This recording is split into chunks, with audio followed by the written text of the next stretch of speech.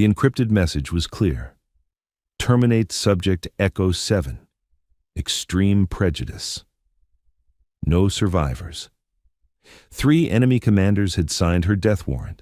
They'd studied her patterns, tracked her movements, analyzed every mission she'd ever completed. They knew her tactics, her weapons preferences, even the way she took her coffee during pre-dawn briefings. What they didn't know was that Ella Ramirez had been reading their communications for the past 6 months.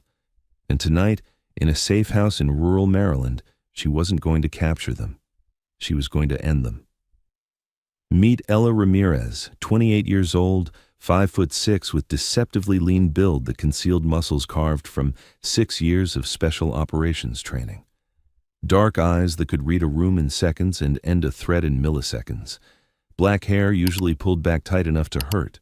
Combat scars on her left shoulder and right thigh. Souvenirs from missions that officially never happened. She was Shadow Unit Delta's primary assault operator, a classification so secret that even most Pentagon officials didn't know it existed. Shadow Unit Delta didn't officially exist on any military roster. No congressional oversight, no press conferences, no medal ceremonies, just direct action. The kind of direct action that eliminated high-value targets before they became existential threats, that prevented wars through surgical strikes, that kept American citizens safe while they slept in their beds completely unaware of the monsters that had been hunting them. Ella had been with the unit for 6 years, 47 confirmed kills, 0 mission failures. Before that, Army Rangers, the youngest female Ranger graduate in program history at 22. Before that, MIT with a degree in international relations, her mother's dream for her, before Ella chose a different path. She spoke 6 languages fluently and could blend into a crowd in 17 different countries. But her real specialty was something much more direct, close-quarters combat with automatic weapons. Her weapon of choice was a heavily modified HK-416 assault rifle, compact, reliable, devastating. 14-inch barrel, suppressor, holographic sight, under-barrel flashlight, 30-round magazine loaded with 5.56 millimeter rounds, designed to stop threats permanently. She could put 3 rounds into a target center mass from 50 meters in under 2 seconds. At close range, she was absolutely lethal. This particular Thursday morning in November started exactly the way every morning had started for the past 3 weeks.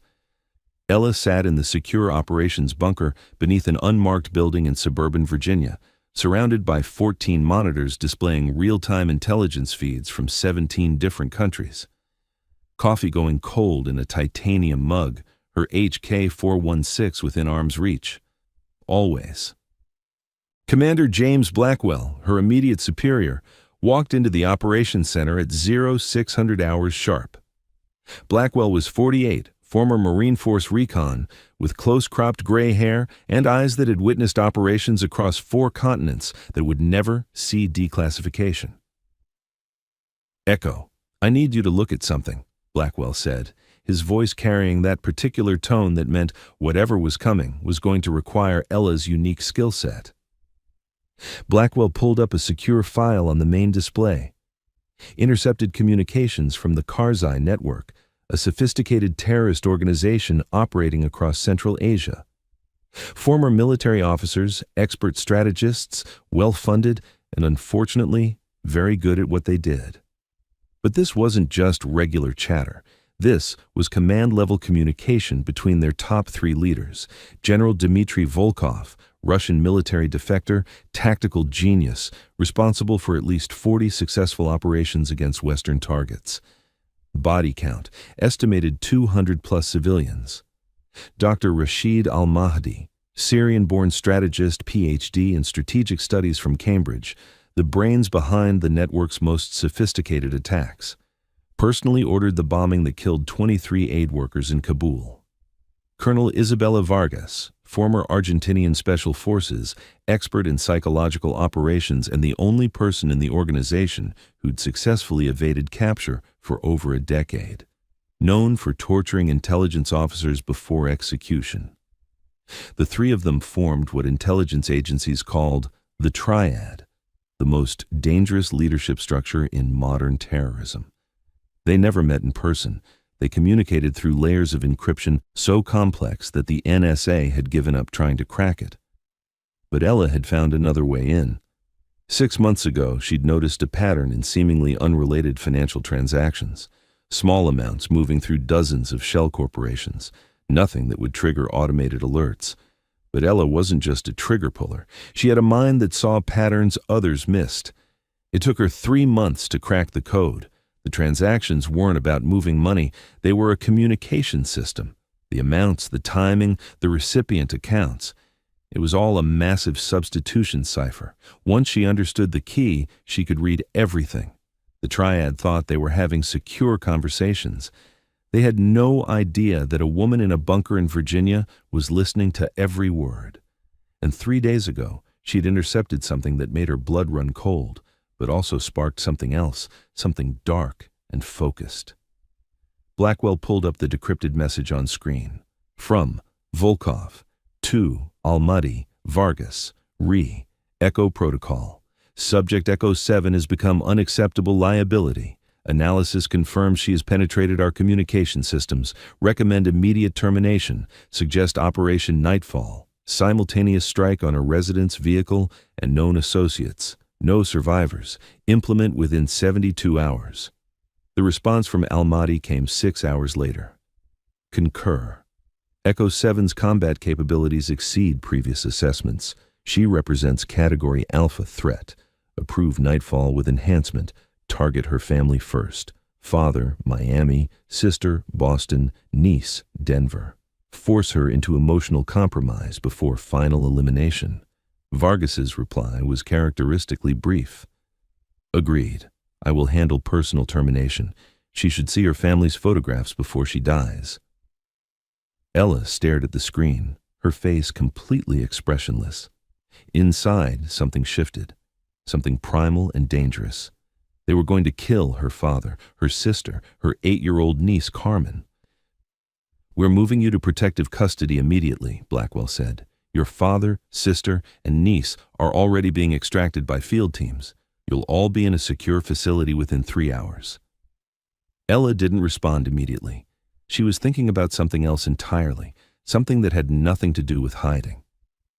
Commander, she said slowly, her voice carrying an edge Blackwell had heard before, the edge that meant Ella was about to go operational. How long have we been trying to eliminate the triad? Blackwell frowned. 8 years. Why? Because they just told us exactly where they're going to be. Blackwell's eyes widened as he understood. The assassination attempt, they'll have to coordinate in person, Ella continued, her voice steady and cold. An operation this complex, targeting a U.S. Special Operations officer and her family simultaneously across multiple states, they can't do that through their normal encrypted channels. Too much real-time coordination required, too many variables. They'll have to meet face-to-face. That's a hell of an assumption, Echo. It's not an assumption. It's tactical necessity. Ella pulled up a series of analyses she'd been compiling for months. Look at their pattern. Every major operation they've executed, and I mean every single one, there's a 48-hour window beforehand where all their encrypted traffic goes completely silent. We thought it was operational security, random timing, but it's not random. It's when they meet in person to finalize details. Blackwell studied the data. Ella was right. The pattern was there. Even if you're correct, Blackwell said carefully, we can't authorize a direct action mission on U.S. soil. The legal implications, they're planning to murder American civilians on American soil, Ella interrupted, her voice flat and hard. My family. Other innocent people. That gives us legal authority for defensive action under the National Defense Authorization Act, Section 1021. You want to kill them. I want to eliminate 3 high-value targets who are actively planning mass casualty events on American territory, Ella corrected. There's a difference. And Commander, you know as well as I do, people like this don't stop. We can arrest them, they get exchanged in some future prisoner swap. We can rendition them, they escape or get released. There's only one permanent solution to the triad. Blackwell was quiet for a long moment. What are you proposing? Ella had been planning this for exactly 72 minutes since the moment she'd read the assassination order, and her plan didn't involve handcuffs. We let Operation Nightfall proceed, but we control the environment. I'll be at the safe house in Maryland. My family will be secured elsewhere, but the Triad won't know that. When they come to kill me, she paused, loading a fresh magazine into her HK-416 with practiced efficiency. I'll be waiting for them. You're talking about a close-quarters engagement against 12 hostiles plus 3 HVTS, 15 against 1. Ella's smile was cold and predatory. I've had worse odds, Commander. Remember Kandahar? Blackwell did remember. Ella had walked into a Taliban compound with nothing but her rifle and walked out 30 minutes later having eliminated 17 hostiles, 0 friendly casualties. She'd been 26 years old. And when it's over, Blackwell asked quietly, when it's over, the Triad will be permanently neutralized. No trials, no prisoner exchanges, no coming back. Just 3 terrorists who made the fatal mistake of threatening an American special operators family. The plan took 6 hours to fully develop. Ella worked with Delta Unit's tactical team, communication specialists, and weapons experts. Every detail had to be perfect. One mistake, and she'd be the one going home in a body bag. The setup was elegant in its simplicity. Ella would accidentally transmit her location through a channel the Triad had been monitoring. A safe house in rural Maryland, supposedly secure, but actually a carefully prepared kill box. Her family would be there too, or at least that's what the intelligence would indicate. The transmission would include just enough security protocols to seem legitimate, but with small flaws that would make the Triad believe they'd gotten lucky, that they'd caught a genuine mistake in American operational security. Then, Ella would prepare the battlespace. She spent the afternoon rigging the safe house, not with surveillance equipment, with kill zones. She removed furniture to create clear lines of fire. She reinforced her position behind a concrete support pillar that would stop rifle rounds. She set up additional lighting that she could control, creating blind spots and areas of tactical advantage. She placed backup weapons at strategic locations, a Glock 19 in the kitchen, a Remington 870 shotgun in the hallway, extra magazines hidden throughout the house. Most importantly, she studied the approach vectors. There were 3 main entry points to the house. She positioned herself where she could engage threats from any direction with her HK-416. The property itself was isolated, 40 acres of wooded terrain, nearest neighbor 3 miles away. Perfect for what was about to happen. No witnesses, no collateral damage, just professionals settling a deadly disagreement with the only language that mattered: violence. Ella had also prepared fallback positions. If the initial engagement went wrong, she had 3 separate defensive points she could retreat to. Each one offered cover, concealment, and clear fields of fire. She'd stockpiled ammunition at each location, enough to sustain a prolonged firefight if necessary. "Echo, you don't have to do this alone," said Lieutenant Ryan Cross, Delta Unit's senior tactical officer. Cross was 6 feet 2 inches, former Navy SEAL, with the kind of calm competence that came from 15 years of surviving impossible missions. He was 38, lean and dangerous, with sharp blue eyes that missed nothing. Ella shook her head. "The Triad will have counter-surveillance. Any hint of additional operators and they'll abort. It has to look like I'm alone. You'll be outnumbered 15-1. Only until I start shooting." Then the numbers changed quickly. Cross recognized that look in her eyes, the absolute certainty of a predator about to spring a trap. He'd seen it before in the most elite operators he'd worked with, the ones who survived impossible odds because they refused to acknowledge that survival was impossible. "Your family knows what you're doing?" he asked. "My father does. He's former Marine Recon. He understands." Ella checked her rifle one more time. Chamber, magazine, optics, suppressor, everything perfect. "He told me the same thing he told me before my first deployment. Come home safe. And if you can't come home safe, make sure the other guys don't come home at all." Cross nodded slowly. "You need anything else?" "Quiet. Time to focus, and maybe say a prayer for the Triad because they have no idea what they're walking into." The transmission went out at 1400 hours the next day. carefully crafted to look like an accidental security breach. Ella's location at the Maryland safe house, references to her family being there, enough details to make it credible, enough flaws to make it believable that someone had made a mistake. 47 minutes later, Delta Unit Signals Intelligence detected the first response. The Triad's encrypted channels lit up with activity. They'd taken the bait. Over the next 18 hours, Ella watched from the safe house as the enemy mobilized. She could see it all through satellite feeds relayed to a tablet in her position. They were good. Very good. They used multiple cutouts, layered their communications, employed sophisticated counter-surveillance. But Ella had been studying their patterns for years. She could see through the deception. Volkov was coordinating the tactical assault, 12 operators, military precision, synchronized strike. Al-Mahdi was analyzing the intelligence, calculating probabilities, identifying optimal approach vectors. Vargas was preparing the personal kill. She would be the one to actually pull the trigger on Ella. Everything was proceeding exactly as Ella had predicted. She spent the waiting hours in meditation, a technique her ranger instructor had taught her. Quiet the mind, focus the body, become the weapon. She visualized the engagement repeatedly, every possible scenario, every contingency. By the time the Triad arrived, her muscle memory would take over, thought would be too slow. Only trained instinct would matter. At 0300 hours, her secure phone buzzed. Unknown number, but the encryption signature told her everything she needed to know. It was Vargas. "Hello, Echo 7, a woman's voice said, smooth, cultured, with just a hint of Argentinian accent. "Or should I call you Ella?" "We've been studying you for quite some time." Ella kept her voice neutral, her hand resting on her rifle. "Colonel Vargas, I'd say it's a pleasure, but we both know that would be a lie." A soft laugh. "Indeed.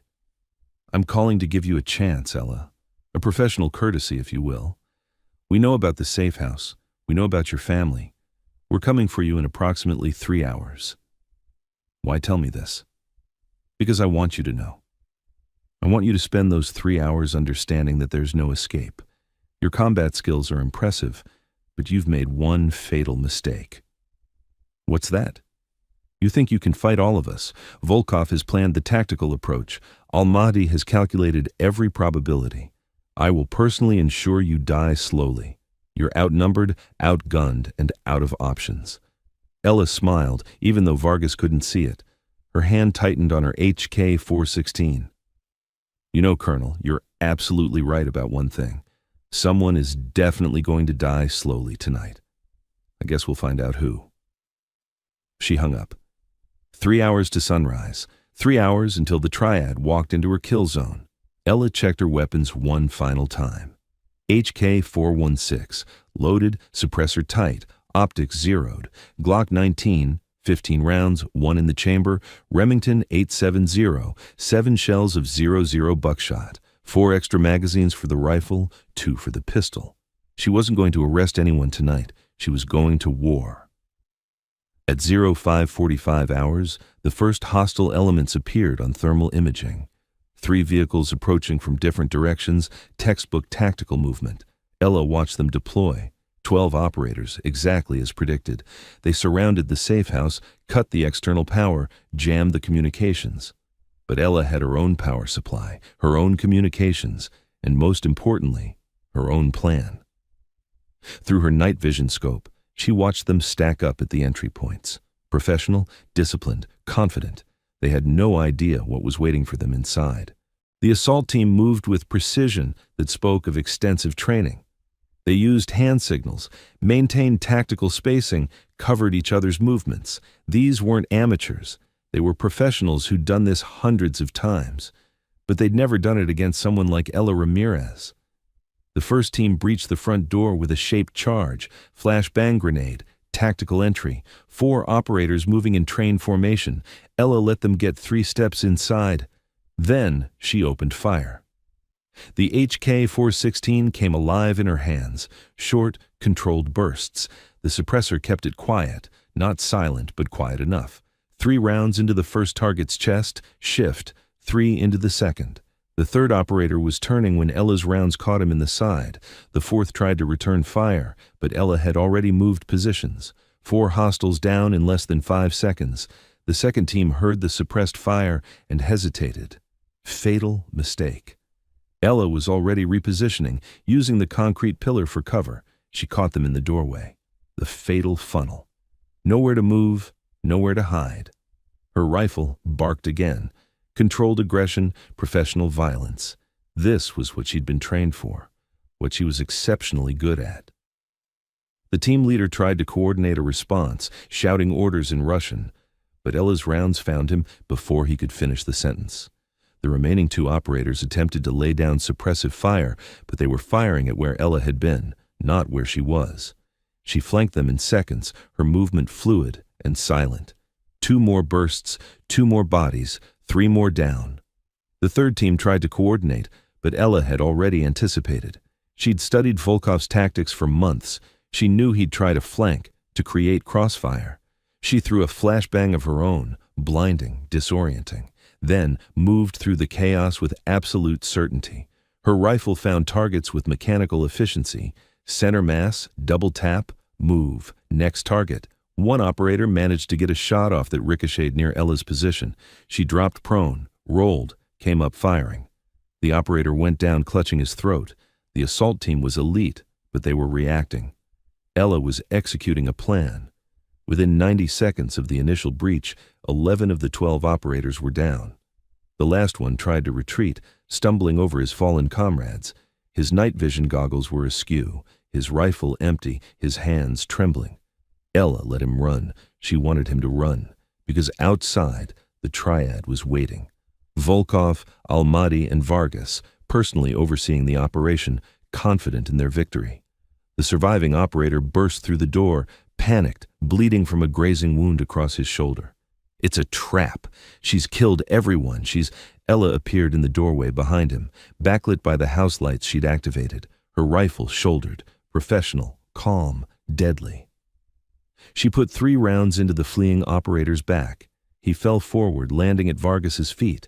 Then she turned her attention to the triad. They stood there, 15 meters away, finally understanding. The shock on their faces would have been comical if the situation wasn't so deadly serious. Volkov reached for his sidearm, too slow. Ella's first burst caught him high in the chest. The Russian general, who'd survived 3 wars and countless assassination attempts, went down hard, his eyes wide with disbelief that this young woman had been his end. Almaty tried to run, pointless. Ella tracked him smoothly, her training taking over. Lead the target, controlled breathing, squeeze. He collapsed after 3 steps, his brilliant strategic mind unable to calculate a solution to overwhelming firepower. Vargas was different. Vargas was a professional. She drew her weapon fast, got 2 shots off. One round sparked off the concrete near Ella's head. The other missed by inches, close enough that Ella felt the air displacement.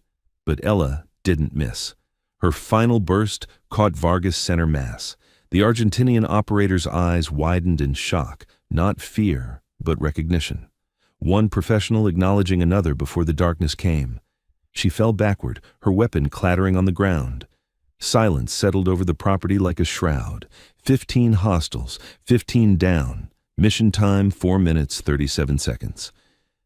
Ella stood in the doorway, her rifle still shouldered, scanning for additional threats. Her breathing was controlled, her hands were steady. This was what she was, what she'd been trained to become, a weapon in human form. She was 28 years old and had just killed 15 people in less than 5 minutes. The youngest operator in Shadow Unit Delta's history to successfully execute a solo engagement against overwhelming odds. The cleanup took hours. Delta Unit operators swept in, securing the scene, documenting everything.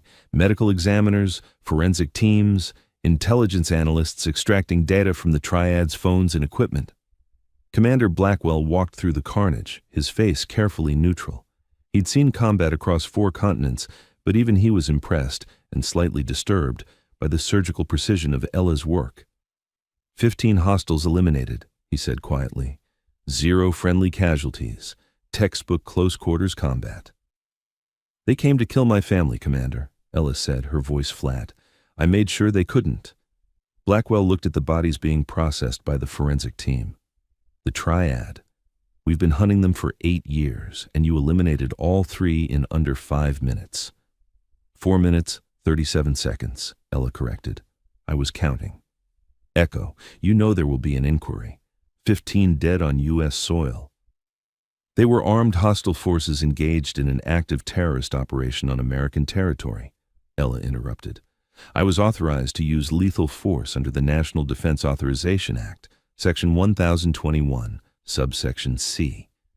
Every shot I fired was legally justified defensive action. Blackwell nodded slowly. He'd already read Ella's after-action report. Every detail documented, every decision justified, every kill righteous under the rules of engagement. Lieutenant Cross approached, carrying Ella's spent magazines and shell casings in evidence bags. Commander, the forensic analysis confirms Echo's statement. Every hostile was armed and actively engaged in the assault. The engagement timeline matches her report exactly. This was a defensive action against overwhelming force. How many rounds did she fire total? Blackwell asked. Cross checked his notes. 63 rounds from the HK-416, all accounted for, 45 confirmed hits, 18 misses or suppressive fire. That's a 71% hit rate in a dynamic close-quarters engagement against multiple targets in low-light conditions. Blackwell's eyebrows rose slightly. Even for an elite operator, those were exceptional numbers. Your family is safe, Blackwell said to Ella. Your father wants to talk to you. Ella walked outside, away from the bodies, away from the smell of cordite and death. The sun was rising now, painting the Maryland countryside in shades of gold and crimson.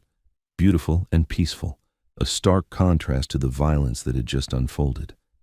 Her father, Miguel, was waiting on a secure video call. Former Marine recon, 62 years old, still with the bearing of a warrior. Mija, he said quietly. Blackwell told me what happened, told me what you did. I protected the family, Papa. Like you taught me. Miguel was quiet for a moment, his eyes seeing through the screen into his daughter's soul. And how do you feel, Ella? After everything? Ella thought about that question. How did she feel?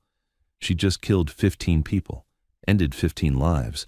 Some of them were just soldiers following orders, but 3 of them, the triad, they were monsters who'd killed hundreds of innocent people. I feel like I did what needed to be done, she said finally. Nothing more. Nothing less. That's my girl, Miguel said, pride and sadness mixing in his voice. But remember, Mija, don't let this define you. You're more than what you had to become tonight. Am I, Papa? I'm 28 years old, and I just killed 15 people without hesitation, without remorse. What does that make me? It makes you a warrior, Miguel said firmly. A protector. Someone who stands between the innocent and those who would harm them. But Ella, listen to me carefully. Being a warrior is what you do, not who you are. Don't lose yourself in the violence. Don't let it consume you. After the call ended, Ella sat alone in the operations vehicle, her rifle finally set aside. Her hands were steady, her breathing was calm. But inside, something had changed. She'd crossed a line tonight, not legally. Everything she'd done was authorized, justified, righteous under the law. But personally, she'd taken 15 lives in under 5 minutes, and the truth that scared her most was how easy it had been, how natural it had felt.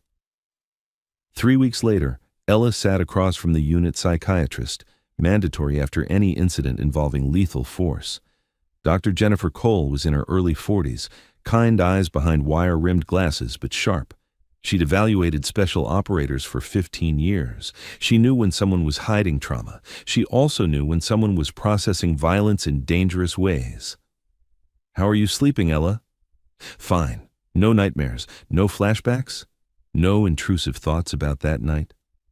I replay the engagement sometimes, tactically, looking for things I could have done better. The third team, I gave them almost 2 seconds to react. That was sloppy.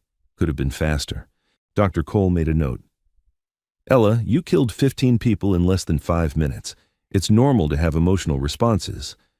They came to murder my family, Doctor. Ella interrupted, her voice hard. My 8-year-old niece. They were going to kill her to hurt me before they killed me. So yes, I eliminated them. And no, I don't feel guilty about it. Should I? I'm not here to tell you what you should feel. I'm here to help you process what you do feel. Ella was quiet for a long moment. You want to know the truth, Doctor? The thing that actually bothers me? Yes. It's not that I killed them. It's that it was so easy. I've been trained my entire adult life to be a weapon, to identify threats and eliminate them with maximum efficiency. And that night, that's exactly what I was. A weapon. Not a person. A weapon. And that frightens you? It should frighten everyone, Ella said quietly. Because I'm good at it. Really good. And there's a part of me that likes being good at something. Even something as terrible as killing. Dr. Cole leaned forward slightly. Ella, what you're describing is a common experience among elite operators. The recognition that you have extraordinary capabilities for controlled violence. But here's what concerns me. You're 28 years old. You've been doing this for 6 years. That's a lot of operational stress for someone your age. Age is irrelevant, Doctor. Capability is what matters. But longevity also matters, Ella. The human psyche wasn't designed for sustained exposure to this level of violence. Even with the best training, the best support systems, there's a cumulative effect. And you're experiencing it faster than most because you started so young. Ella considered that. What are you suggesting?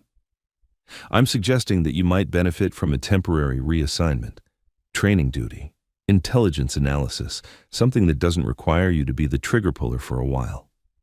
So I can process my feelings, learn to be normal again, so you can remember that you're human, Ella. Not just a weapon. Ella wanted to argue, wanted to explain that the world needed weapons, needed people willing to do terrible things to terrible people. But she also heard her father's words echoing, "Don't let this define you." "I'll think about it," she said finally. Dr. Cole nodded, knowing that was the best she'd get for now. 2 months after the Maryland incident, Commander Blackwell called Ella into his office. "The inquiry's complete," Blackwell said. "Every shot you fired was ruled justified. The triad is eliminated. The Karzai network has collapsed without its leadership. You've been recommended for a commendation." "I don't want a commendation, Commander." "I know, but that's not why I called you in." Blackwell pulled up a file. "We have a new situation. High-value target in Syria. Chemical weapons expert, planning an attack on a refugee camp, civilians, mostly children. Intelligence confirms he'll be at a specific location in 72 hours. Ella looked at the file, looked at the target's face, looked at the intelligence about the planned attack. "You want me to eliminate him," she said. It wasn't a question. "I want you to stop an attack that will kill hundreds of innocent children," Blackwell corrected. "The method is your choice." Ella thought about her father's words, about Dr. Cole's analysis, about who she was versus who she'd been trained to become. Then she thought about hundreds of children in a refugee camp, innocent, vulnerable, with no one to protect them except someone willing to do terrible things to terrible people. "Commander, I need to tell you something first." Blackwell waited.